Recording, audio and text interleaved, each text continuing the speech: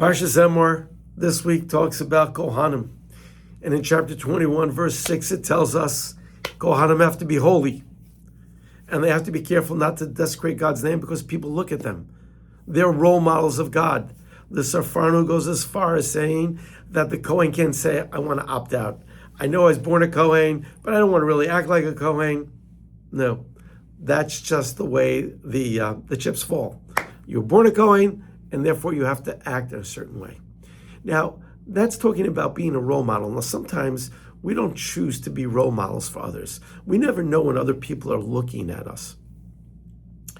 But I think people are always looking, especially at rabbis, people in leadership, just the way it goes.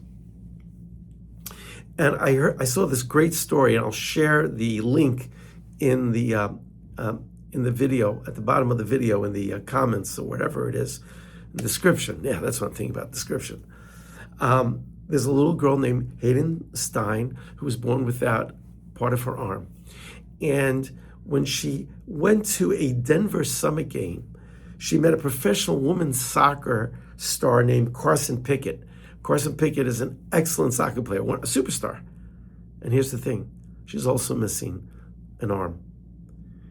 And she didn't let her disability define her. But for many years, Carson Pickett tried to hide her disability. In a lot of her team photos, you never see the side where her arm is missing.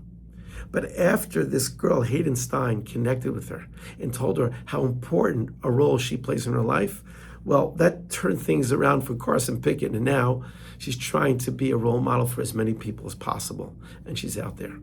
Wouldn't it be great as Kohanim to always want to inspire other people? Well, the Jewish people are called Mamleches Kohanim, and our job is to not only behave in a way that is sanctified, but in a way that hopefully will inspire others to be the best selves, the best version of themselves. That's what Parshas Emor can teach us, that just like Kohanim, the Jewish people are Mamleches Kohanim, a kingdom of priests. It's our job to make sure not only we do not desecrate God's name, but go there to inspire.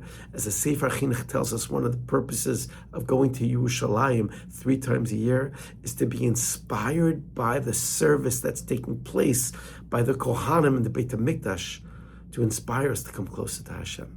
That's the job that we all have, and hopefully all of us can fulfill. If you like what you hear, please pass it on. Go out and inspire someone today. Shabbat Shalom.